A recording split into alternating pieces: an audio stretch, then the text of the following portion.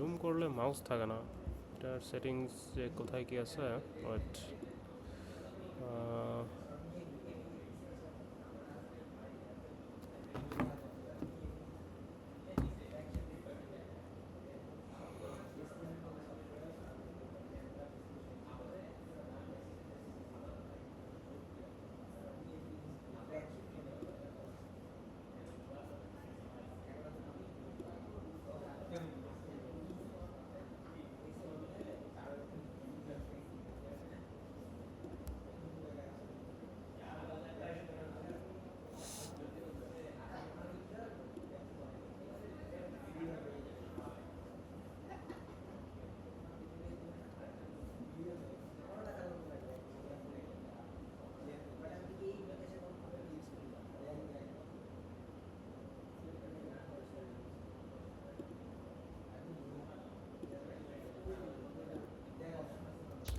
আচ্ছা, বাদ এভাবেই পড়াই।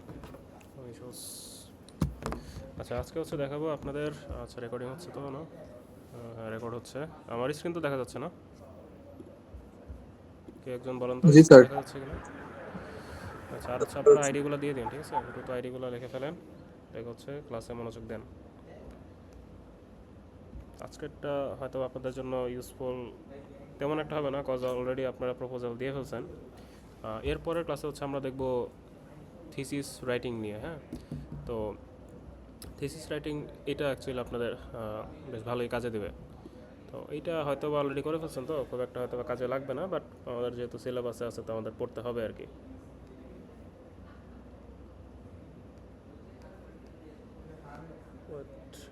Wait a bit.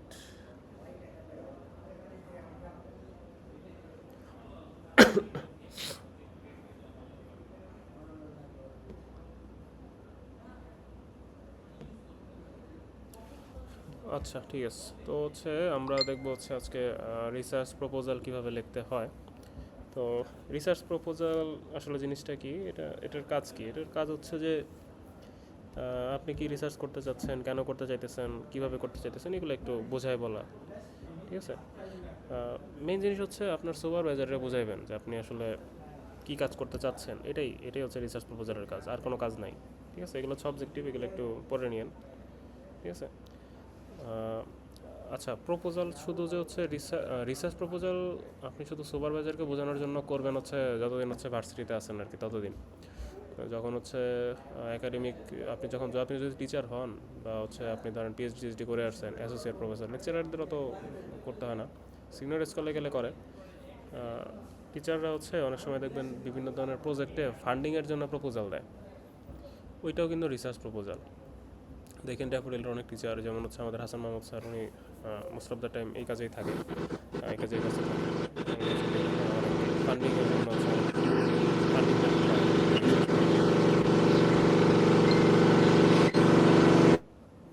তো অনেকে হচ্ছে এরকম ফান্ডিংয়ের জন্য প্রপোজাল লেখে। তো ওইটাও আসলে এটার ভেতরেই পড়ে। এখন ওইটা হয়তো আপনাদের এখন লাগবে না, যদি কেউ হচ্ছে একাডেমিয়াতে আসেন, হ্যাঁ, যাদের সিজিপি একটু ভালো আছে, যাদের হচ্ছে পড়াশোনার মধ্যে লেগে থাকার ইচ্ছা আছে, তারা হচ্ছে টিচিং আসতে পারেন। টিচিং আসার পরে যখন হচ্ছে অ্যাসিস্ট্যান্ট প্রফেসর, অ্যাসোসিয়েট প্রফেসর এই লেভেলে যখন যাবেন, তখন দেখবেন মানে আপনি হচ্ছে আপনাকে আসলে ওগুলারই দায়িত্ব দিয়ে রেখে দিয়েছে দেখবেন। হ্যাঁ, ওনাদের হচ্ছে ক্লাস তো খুব কম থাকে। যেমন হাসান মাহমুদ স্যারের হচ্ছে উইকে মাত্র 4টা ক্লাস, তো বাকি সময় উনি হচ্ছে এই ফান্ডিং, রিসার্চ এইসব নিয়ে হচ্ছে উনি ব্যস্ত থাকে। তো আপনারা যদি ওই লেভেলে যান তাহলে হচ্ছে আপনাদের ওই কাজ করতে হবে। লেকচারার যারা হচ্ছে সিনিয়র স্কেলে আছে বা যারা জুনিয়র স্কেলেও আছে, তারাও যদি হচ্ছে কেউ চায় পার্সোনালি, সেক্ষেত্রে তারাও করে। ঠিক আছে। আচ্ছা। আচ্ছা, আমরা এখন দেখেন এটা হচ্ছে আমাদের তো ওই যে কোনো একটা রিসার্চ করার কিছু স্টেপ, হ্যাঁ, সিমিলার কিছু স্টেপ আমরা হচ্ছে আগেও দেখছি। আমরা এখন আসছি এই যে এখানে আছি, এই যে দুইটা স্টেটের মাঝখানে আছি। ঠিক আছে। স্টেট স্পেসিফিক প্রবলেমটা বের করার আগে তো আপনি রিসার্চ প্রপোজাল দিতে পারবেন না, তাই না? তো প্রবলেমটা বের করবেন, বের করে হচ্ছে প্রপোজালটা লিখবেন। আর ম্যাথোডোলজির, এটা কিন্তু মাঝখানে দিছে, ম্যাথোলজি কিন্তু এটার মধ্যে নাই। কারণ হচ্ছে আপনি ম্যাথোডোলজি পরে বের করবেন। হ্যাঁ, প্রপোজাল দেবেন আপনি, এটা হয়তো করতে পারেন, একটা অ্যাবস্ট্রাক্ট আইডিয়া হয়তো থাকবে ম্যাথোডোলজির, আপনি কীভাবে কী করতে চান, কিন্তু ওভারঅল ফুললি সেট করা সব কিছু তো আর থাকবে না। সব কিছু সেট করে ফেললে তো এটা রিসার্চের ইয়াই হয়ে গেলো, আপনার থিসিস হয়ে গেলো। তো আপনি হচ্ছে অ্যাবস্ট্রাক্ট একটা আইডিয়া দিবেন যে আপনি এইভাবে এইভাবে এটা এটা করতে চান। তো এই আর কি। এখন স্পেসিফিক প্রবলেম বের করা আর হচ্ছে ম্যাথোডোলজি দুইটার মাঝামাঝি একটা পর্যায়ে হচ্ছে আমাদের এই রিসার্চ প্রপোজালটা হচ্ছে লেখা লাগে, ঠিক আছে? ওকে, এরপরে আসি। আচ্ছা, রিসার্চ প্রপোজালের হচ্ছে ফ্লো চার্ট। এটা এটা ডায়াগ্রামগুলো তো অনেক ইম্পর্ট্যান্ট, আপনারা জানেনই। হ্যাঁ, তো এই ডায়াগ্রামটা হচ্ছে একটু মনে রাখেন, হ্যাঁ, একটু দেখে হচ্ছে মুখস্থ করে ফেলেন বা হচ্ছে স্টেপগুলো একটু বুঝে নিন। আচ্ছা, প্রথমে ইন্ট্রোডাকশন, কী, কেন, কীভাবে, ঠিক আছে? এখান থেকে হচ্ছে রিসার্চ কোয়েশ্চেন ইনপুট দিবেন আর হচ্ছে সামারি অফ দ্য প্রপোজাল হয়তো আপনি হচ্ছে ইনপুট দিবেন, মানে আউটপুট পাবেন। তারপর হচ্ছে লিটারেচার রিভিউ করবেন। লিটারেচার রিভিউ অনেকগুলো পেপারই থাকতে পারে। ম্যাথোডোলজির কিছু অ্যাবস্ট্রাক্ট হচ্ছে আপনি আইডিয়া দেবেন, অ্যাবস্ট্রাক্ট আইডিয়া, ফুল আইডিয়া তো থাকবে না, অ্যাবস্ট্রাক্ট কিছু আইডিয়া থাকবে।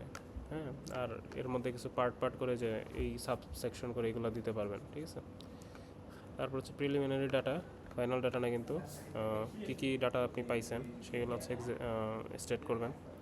তারপর হচ্ছে লিমিটেশন কী কী, হ্যাঁ, লিমিটেশনগুলো হচ্ছে বলতে হবে। লিমিটেশন হচ্ছে ডাটা সেট যেগুলো পাইছেন সেগুলোর হচ্ছে লিমিটেশন থাকতে পারে। আপনার আপনার নিজের লিমিটেশন কিন্তু এখানে আসবে না, নিজেরটা আসতে পারে যদি আপনার রিসোর্সের প্রবলেম থাকে, সেটা হয়তো এখানে লিখবেন। আর ওই যে অনেক সময় বলে না যে আপনি ফাইনাল একটা কাজ প্রপোজ করে ফেলছেন, বাট ওই কাজটা হচ্ছে এই সব পার্টিকুলার কেসে ভালো করতেছেন, ওইটা এখানে বলে নেই, কারণ আপনার তো কাজই শেষ হয় নেই, ঠিক আছে? ওইটাই আর কি। তো ডাটা সেট অনেক সময় লিমিটেশন থাকে, ওইটা মেনে নিয়ে আপনি ধরুন কাজ করতেছেন, ওইসব এখানে স্টেট করবেন, ফাইনাল একটা কনক্লুশন লিখে দেবেন, শেষ। এটা হচ্ছে রিসার্চ প্রপোজালের ফ্লো চার্ট। আচ্ছা, ইন্ট্রোডাক্টরি কথাবার্তা এগুলো তো বলে লাভ নাই। স্যার একটা প্রশ্ন ছিল স্যার। হ্যাঁ, বলেন। স্যার যে ডাটা কথা যেটা বললেন, ডাটা ইন ব্রিফ যেটা করা হয় এটা কি Q2 না Q3 স্যার হয়? ওইটা Q3 ছিল, না ওটা Q4 ছিল, এখন মনে হয় Q3-তে আসছে। ওয়েট,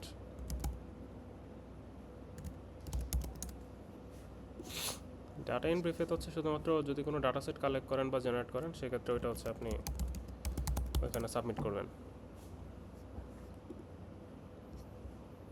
এখন Q3-তে আছে, এটা গত বছর Q4-এ ছিল। এই যে গত বছর Q4-এ ছিল, দুই স্যার হাজার গত একুশ বছর তো স্যার ফ্রি আসলো না সাবমিশন, এটা এখন স্যার টাকা লাগতেছে। হ্যাঁ, কি? আগে তো ফ্রি ছিল না স্যার, এটা ডাটা ইন ব্রিফ, এখন তো এইটা টাকা আমি লাগে গত স্যার। 2-3 বছর ধরে তো আমি পেইডই দেখতেছি, ফ্রি তো আমি দেখি নাই। স্যার আমি 1.5 বছর আগে একটা দেখছিলাম, মানে ফ্রি, এই আচ্ছা, জন্য আপনার যদি পেপার করছিলাম, থাকে কিন্তু আপনার এই টাকা নিজের টাকা লাগে। দিতে হবে না তো। আপনার আপনার কি হচ্ছে লাগবে, তাহলে হচ্ছে আপনাকে, আপনি আমাকে হচ্ছে আলাদাভাবে মেসেজ দিয়ে আপনাকে হচ্ছে আমি ফান্ডিং আমার ম্যানেজ হচ্ছে করে দেওয়ার ট্রাই স্যার করব। রেডি করা আছে একটা, মানে টাকা লাগে মানে 32,000-এর মতো। আচ্ছা, রেডি করা আছে, সাবমিট করছেন না করবেন? না টাকা লাগতেছে তো স্যার। না না না না, ওইটা না, মানে সাবমিট করতে টাকা লাগে না, অ্যাকসেপ্ট হওয়ার পরে টাকা লাগে, ঠিক আছে? তো হচ্ছে, মানে সাবমিটই করতে চাইছিলাম, বাট হ্যাঁ হ্যাঁ, সাবমিটের পরে বুঝছি, অ্যাকসেপ্ট হইলে। সাবমিটের পরে টাকা লাগে। আচ্ছা, আপনি হচ্ছে আমাকে আলাদা, আমাকে হচ্ছে হোয়াটসঅ্যাপে একটা মেসেজ দিয়েন। আমার হচ্ছে কিছু লিঙ্ক আপ আছে, আমি ট্রাই করবো না আপনারটা ইয়ে করে দেওয়ার। আর এলসিভিআরের তো মানে আমি হচ্ছে, আমার এক পরিচিত আছে, উনি হচ্ছে সাবমিট করে দিলে এলসিভিআরের যে কোনো জার্নালই হচ্ছে ফ্রিতে সাবমিট করতে পারে উনি, মানে ওনার টাকা লাগে না ওনার অ্যাফিলিয়েশন ইউজ করলে। তো আপনি আমাকে হচ্ছে নক দিয়েন, আমি আপনারটা দেখে আপনাকে কতটা হেল্প করতে পারি, ঠিক আছে? ঠিক আছে স্যার, থ্যাংক ইউ। ওকে, ওকে। আচ্ছা, তো ডাটা ইন ব্রিফ কখনোই হচ্ছে আমি দেখি না এটা ইয়া ছিল, ফ্রি ছিল, এটা অলওয়েজ পেডই দেখছি আমি। এই যে যেগুলো হচ্ছে ফ্রি অ্যালাউ করে সেগুলোতে যে ওপেন অ্যাক্সেসের সাথে সাবস্ক্রিপশনও লেখা থাকে। তো এটা ওপেন অ্যাক্সেসে ছিল আগে থেকে। এটার ইম্প্যাক্ট ফ্যাক্টর আগে 1-এরও নিচে ছিল, এখন একটু বাড়ছে। ওকে, যাই হোক, এরপরে এরপরে হচ্ছে এটা হচ্ছে রিসার্চ প্রপোজালের কিছু step to write a research proposal. হ্যাঁ, এটা হচ্ছে ফ্লো চার্ট ছিল। তবে একটা জিনিস বলে রাখি, মানে আপনাদেরকে যদি হচ্ছে স্টেপ লিখতে দেয় এগুলো লেখেন, যদি ফ্লো চার্ট নিয়ে কথা বলতে বলে তো এগুলো বলে, মানে জিনিসগুলো একটু কনফিউজিং, বাট মানে স্লাইডের সাথে মিল রেখে কোয়েশ্চেনগুলো করা হবে। তো তো মানে যেটা চাওয়া হয় ওটাই করেন। মানে এই মিলে হচ্ছে আমি মার্কস দিয়ে দিয়েছি যে লিটারেচারের ইয়ে নিয়ে হচ্ছে আপনাদের কনফিউশন হয়েছিল, দুইটাতেই আমি ফুল মার্ক করে, মানে ফুল মানে হচ্ছে লেখার উপর বেস করে আর কি, মানে দুইটাকে সঠিক ধরে লেখার উপর বেস করে আমি হচ্ছে মার্কিং করছি। মানে ওই কোনো ওইটা লিখলে যে একদম কেটে দিয়েছি ওরকম করি নাই। হ্যাঁ, দুইটা ওয়ে ছিল লেখার, দুইটাতেই মোটামুটি, মানে আমি দুইটাতেই হচ্ছে ইকুয়ালি আমি হচ্ছে জাজ করছি। আর এটাতে যে মানে খেয়াল করেন কিওয়ার্ডগুলো, স্টেপ কি, ফ্লো চার্ট কি, যদিও জিনিসগুলো আসলে সিমিলারই কাইন্ড অফ, বাট ওইটা একটু খেয়াল রাখেন। আচ্ছা, এখন হচ্ছে স্টেপস। স্টেপসে হচ্ছে ফার্স্টে একটা টাইটেল জেনারেট করতে হয়। আচ্ছা, টাইটেলে হচ্ছে অনেকে হচ্ছে দেখেন এরকম লেখা দেয় যে এআই ফর হেলথ, হ্যাঁ, এটা টাইটেল দিয়ে দিচ্ছে। এটা করলে হবে না। টাইটেল হচ্ছে একটু মানে ওই যে পেপারগুলোর যে টাইটেলগুলো দেখেন না, পেপারগুলোর যে টাইটেলগুলো দেখেন ওইগুলো হচ্ছে আপনাদের রাখা লাগবে। যেমন এই যে আমার পেপারগুলো দেখেন, এগুলো টাইটেলগুলো দেখেন, এরকম বড় বড় টাইটেল দিতে হবে, যেটা বড় বড় না মানে মডারেট আর কি, যেটা অ্যাকচুয়ালি আপনার পুরা কাজের যে হচ্ছে বৈশিষ্ট্যগুলো, বিহেভিয়ারগুলো, সেগুলো যাতে হচ্ছে বোঝা যায়। হ্যাঁ, ওইভাবে হচ্ছে আপনার টাইটেলটা দেওয়া লাগবে। যেমন হচ্ছে আহ, উম, এইটার কথা যদি বলে, হ্যাঁ, এই যে এটা সেকেন্ডটা, প্রথমটা না, এটা এটার কথা যদি বলি, এখানে আপনার এটা দেখে কি বুঝতেছেন যে এখানে এলএলএম আর সিএনএন দুইটারই কম্বিনেশন আছে। এরপরে কি weight routing for weight routing, এই জিনিসটা এটা দেখে বোঝা যাচ্ছে আমার মেইন ওয়ার্কিং প্রিন্সিপালটা কী, মানে আমি কী জিনিস প্রপোজ করছি সেই জিনিসটার একটা অ্যাবস্ট্রাক্ট আইডিয়া পাওয়া যাচ্ছে যে এই ধরনের কিছু একটা আছে এর মধ্যে। আর জিনিসটা অ্যাপ্লাই করছি কোথায়, মেডিকেল ইমেজ সেগমেন্টেশন অ্যান্ড ক্লাসিফিকেশনে। তো এরকম আর কি, মানে আপনার টাইটেল দেখে যেতে মানে কাজের একটা অ্যাবস্ট্রাক্ট ধারণা পাওয়া যায়, ঠিক আছে, ওই কাজ করতে হবে। এখানে যে আমি লিখে দিতাম যে LLM CNN for medical image, হ্যাঁ, ওটা দেখে কিন্তু মানে এখানে যতটা বোঝা যাচ্ছে ততটা কিন্তু বোঝা যেত না। ওকে, তো এইভাবে হচ্ছে লিখবেন আর কি আপনারা। আর অ্যাক্রোনিম ইউজ করেন না। অ্যাক্রোনিম মানে হচ্ছে অ্যাব্রিভিয়েশন, মানে শর্ট ফর্মগুলো ইউজ করেন না। শর্ট ফর্ম বলতে LM CNN it's okay, no issues, but অনেক সময় হচ্ছে এলএম সিএনএন লেখা যায়, এটা অ্যাকচুয়ালি খুব একটা বড় ইস্যু না অ্যাক্রোনিম ইউজ করা, চাইলে করতে পারেন, প্রয়োজন অনুযায়ী করতে পারেন। আচ্ছা, বাট এমন কিছু ইউজ করে না যেটা হচ্ছে রিনাউন্ড না। যেমন এই দুটো কিন্তু রিনাউন্ড, এগুলো সবাই চিনে এলএম সিএনএন কী জিনিস, বাট এমন জিনিস যদি আপনি অ্যাপ্লাই করেন যেটা অ্যাকচুয়ালি পরিচিত না, আপনি নিজে প্রপোজ করছেন।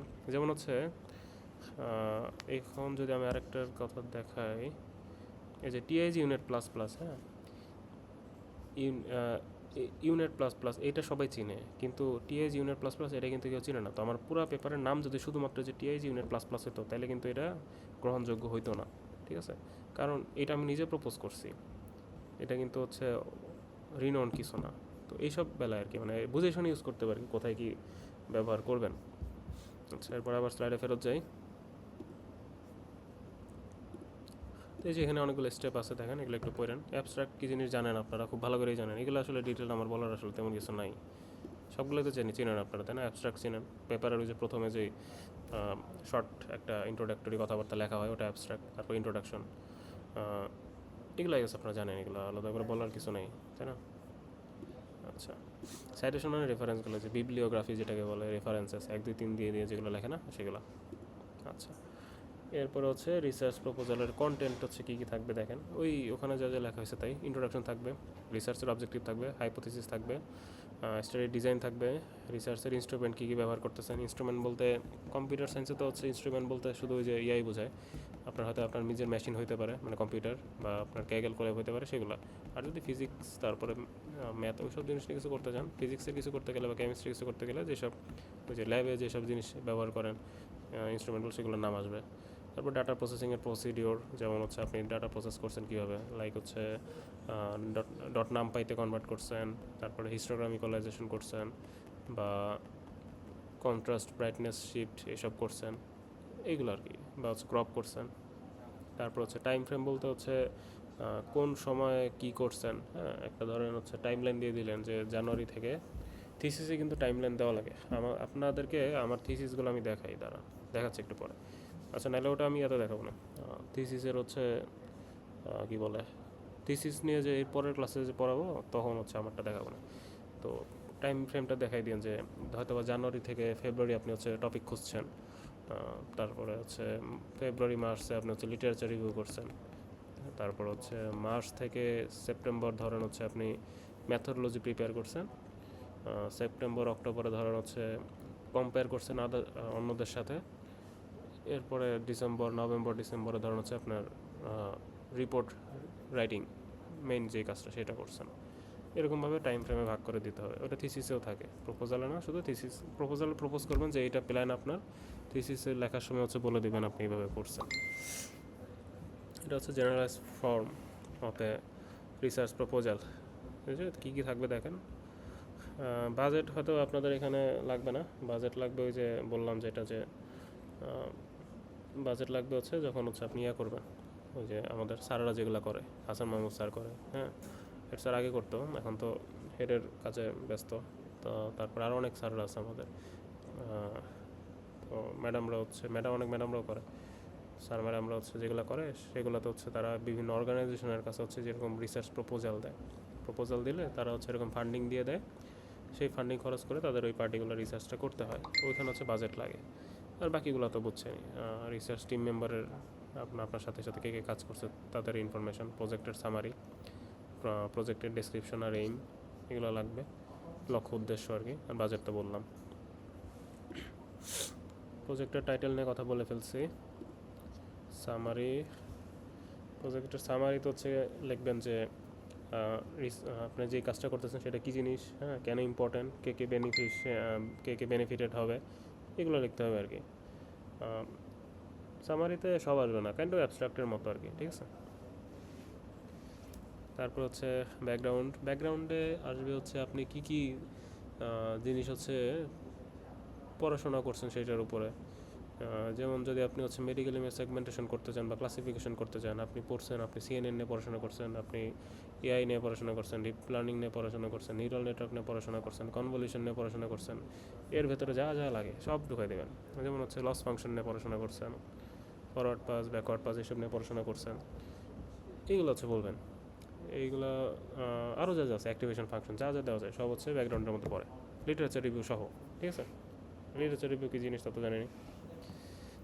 এরপরে হচ্ছে এই যে এগুলোই পড়ছে, এগুলো রিডিং পড়ে নিন, ঠিক আছে, এগুলো রিডিং পড়ে নিন।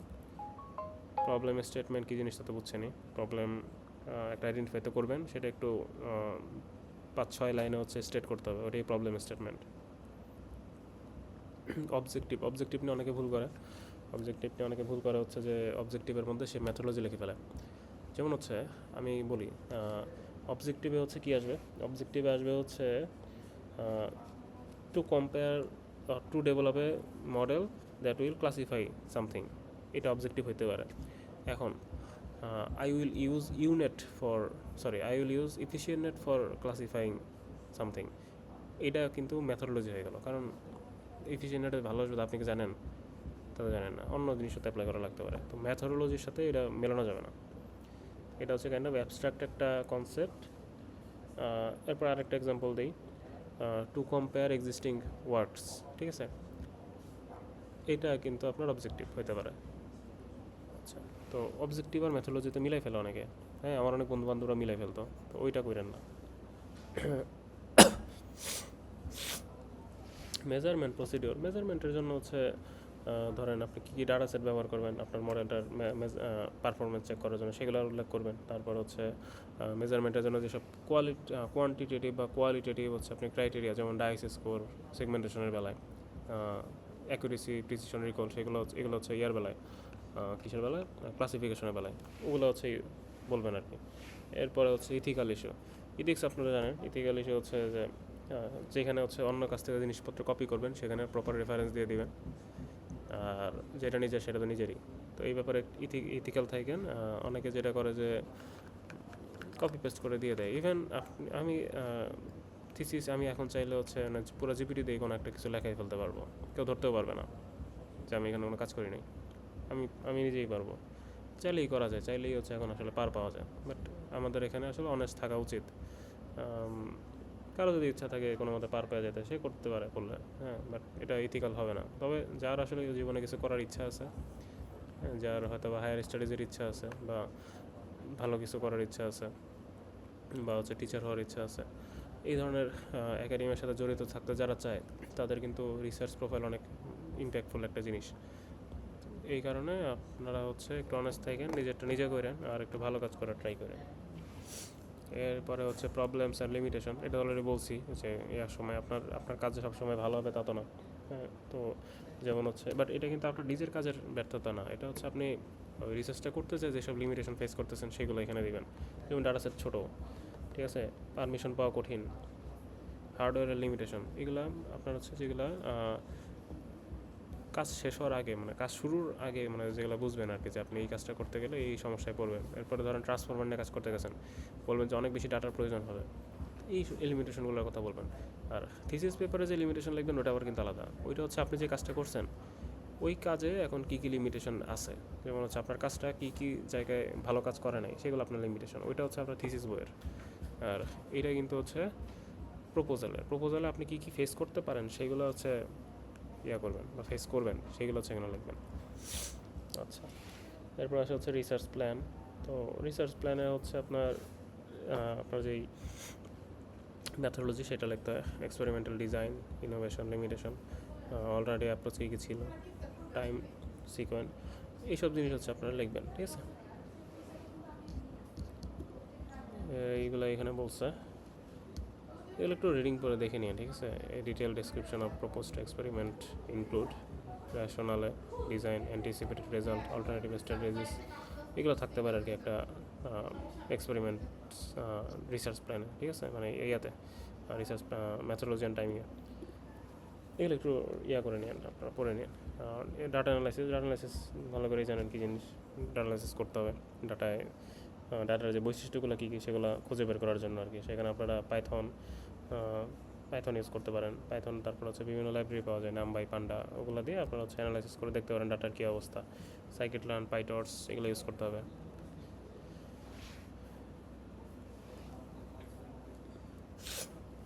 বাজেট নিয়ে অলরেডি কথা বলছি। ঠিক আছে, বাজেটের মধ্যে অনেক কিছু দেখেন, ডাইরেক্ট কস্ট থাকতে পারে, ইনডাইরেক্ট কস্ট থাকতে পারে। ডাইরেক্ট কস্ট যেমন হচ্ছে salary, equipment, travel, printing. Indirect কস্টে থাকতে পারে হচ্ছে ইলেকট্রিসিটি, সিকিউরিটি, মেনটেন্যান্স, এসব থাকতে পারে। ওই জিনিসগুলো নিয়ে আপনাদের একটা হচ্ছে রিপোর্ট লিখতে হয়। তো রিপোর্ট হচ্ছে অনেকভাবে লেখা যায়, যে রিপোর্ট এভাবে লেখা যায়, বাট এগুলো আপনার মুখস্থ করার কিছু নেই, এইভাবে রিপোর্ট লেখা যায় সেটা হচ্ছে বলা আছে। আর ফাইনালে কী ধরনের কোয়েশ্চেন আসবে ওগুলো হচ্ছে ফাইনালে রাখতে, যে মিটের আগে যেমন বলে দিচ্ছি ওইরকমভাবে হচ্ছে ফাইনালের আগে হচ্ছে সাজেশন দিয়ে দিব আর কি, যে এই ধরনের প্রিপারেশন নিয়ে আসবেন। আপনারা আপাতত জাস্ট হচ্ছে সবগুলো জিনিস একটু রিডিং পড়ে যাবেন। ঠিক আছে, আপাতত মুখস্থের দরকার নেই, মুখস্থ করা লাগলে এটা পরে বলবো, আপাতত হচ্ছে রিডিং পড়ে যান আপনারা। আচ্ছা, কনফ্লিক্ট অফ ইন্টারেস্ট, এটা একটা ইম্পর্ট্যান্ট জিনিস। এটা কী জিনিস এটা একটু ভালো করে বোঝেন। সেটা হচ্ছে আপনি ধরেন কোনো একটা জার্নালে বা কোনো একটা কনফারেন্সে পেপার সাবমিট করতেছেন। এখন ওই কনফারেন্সের যে এডিটোরিয়াল বোর্ড বা হচ্ছে রিভিউয়ার বোর্ড আছে, সেইখানে কাউরে আপনি চিনেন বা সে আপনার সাথে ওই পেপারে কাজ করছে, সেক্ষেত্রে ওইটা আপনি কনফ্লিক্ট অফ ইন্টারেস্টে উল্লেখ করে দেবেন যে এরকম এই লোক আছে। তাহলে যেটা হবে, আপনার পেপারটা তাকে রিভিউ করতে দিবে না। এটা না দেওয়ার কারণ হচ্ছে, এখন আপনার পেপার যদি তাকে দেয় সেক্ষেত্রে তো সে আপনার অ্যাকসেপ্ট করে দেবে কোনো কিছু না দেখেই। তো ওই জিনিসগুলো হচ্ছে যে কনফ্লিক্ট অফ ইন্টারেস্ট, এটা হচ্ছে করা যাবে না। মানে হচ্ছে এটা বলে দিতে হবে আর কি, বুঝছেন, এই আর কি। এরপরে ধরেন হচ্ছে আপনি কোনো একটা রিসার্চ করতেছেন, যেমন ধরেন আপনি হচ্ছে ড্যাফোডিলের জন্য রিসার্চ করতেছেন, ড্যাফোডিলের জন্য। হ্যাঁ, ড্যাফোডিল ভালো না খারাপ রিসার্চ করতেছেন, রিসার্চের ফান্ডিংও ধরেন ড্যাফোডিল দিচ্ছে। তাইলে কি এই রিসার্চ হচ্ছে অনেস্ট হওয়ার চান্স মানে খুব ভালো তা তো মনে হয় না, তাই না? এখানে কিন্তু বায়াসড হয়ে যাওয়ার কিন্তু চান্স আছে, কারণ রিসার্চ করাইছে ড্যাফোডিল।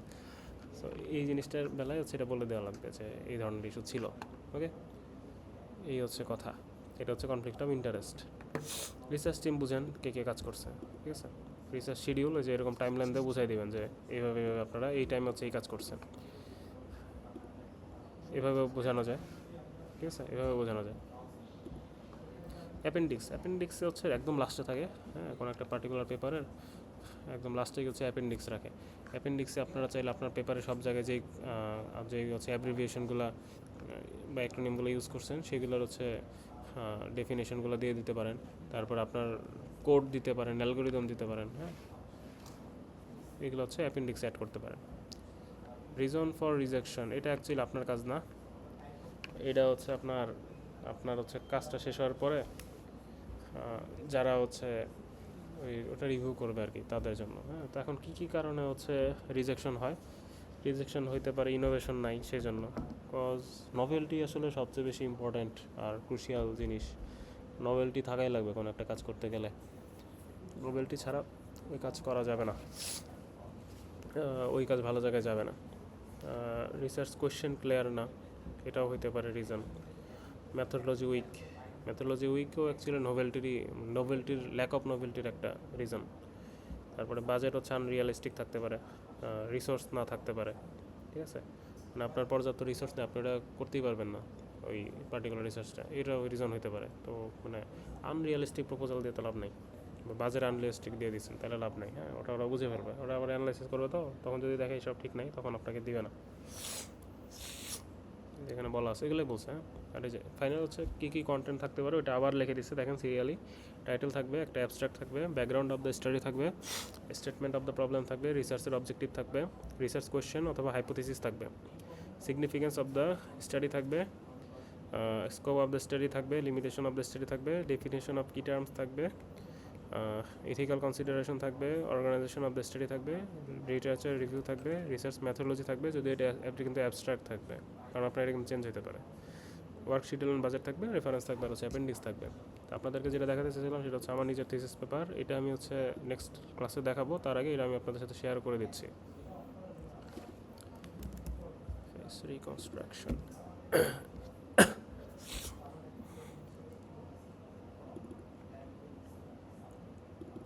এটা হচ্ছে আমার থিসিস। হ্যাঁ, এইগুলো হচ্ছে আপনাদেরকে দেখাই দেবো না, যেমন যে রিসার্চ গোল, রিসার্চ চ্যালেঞ্জ, কোনটা অবজেক্টিভ, প্রবলেম স্টেটমেন্ট কেমনে লেখে, এগুলো এখানে লেখা আছে। এগুলো চাইলে আপনারা রিডিং করে আপনারা হচ্ছে দেখতে পারেন, বা আপনাদের থিসিসে হচ্ছে এই লেখাগুলো নিয়ে হেল্প নিতে পারেন। এই যে এগুলো হচ্ছে হাইপোথিসিস, আপনার হাইপোথিসিস অনেকে বুঝেন না, ভুল করেন। এই যে H1 H2 H3 H4 চারটা হাইপোথিসিস দিছি, এইগুলো দিছি হচ্ছে এটা কিন্তু কোনো স্টেটমেন্ট না, এটা হচ্ছে আমি প্রমাণ, মানে আমি চেক করবো এই রিসার্চে যে এটা আছে কিনা, এটা আছে কিনা চেক করার জন্য এখানে লিখছি। এগুলো হচ্ছে semantic masks generated from the blurry images can effectively guide identity preserving deblurring. তার মানে হচ্ছে আমি চেক করবো আসলে যেটা পারে কিনা আদৌ, আর যদি পারে ওগুলো তো আমি এক্সামাইন করে আমি চেক করবোই, করার পরে লাস্টে গিয়ে হচ্ছে আবার আমি ওই যে হাইপোথিসিসগুলো এই যে এখানে ইভালুয়েশন করছি, যে এটা যে উল্লেখ করছিলাম এটা কি হচ্ছে সাপোর্ট করছে কিনা আমার কাজটা, মডারেটলি সাপোর্ট করছে। হ্যাঁ, এইটা হচ্ছে পার্শিয়ালি সাপোর্ট করছে, এটা লার্জলি স্ট্রংলি সাপোর্ট করছে, এইটা হচ্ছে ফুললি সাপোর্ট করছে। ঠিক আছে, মানে হচ্ছে লাস্টের দুইটা স্ট্রংলি সাপোর্ট করছে, প্রথম দুইটা হচ্ছে উইকলি সাপোর্ট করছে। তো এই সব মিলাই আসলে আপনার হচ্ছে রিসার্চ, আপনার যে সবসময় রিসার্চে যে আপনি সাকসেস পাবেন 100% তা হবে না, থিসিসে ফেলিওর আসতে পারে। ঠিক আছে, তো আমি হচ্ছে এগুলো আপনাদেরকে এই বইটা আমি একসময় শেয়ার করে দেবো না আপনাদের গ্রুপে। আর এরপরের ক্লাসে তো হচ্ছে থিসিস রাইটিং নিয়ে কথা বলবো, ওইটাতেও আশা করি আপনাদেরকে এইগুলো হচ্ছে প্র্যাকটিক্যালি বুঝিয়ে দিতে পারবো। আর হচ্ছে আগামীকাল হচ্ছে সি সেকশন ডি সেকশন দুই সেকশনে একটা ক্লাস করে ফেলেন, পরশু দিন হয়তো ক্লাসটা তাহলে আর নিব না আর কি। ঠিক আছে, পারবেন না সিআরডি দুই সেকশনে কালকে ক্লাস করতে, একটা অনলাইন ক্লাসে তো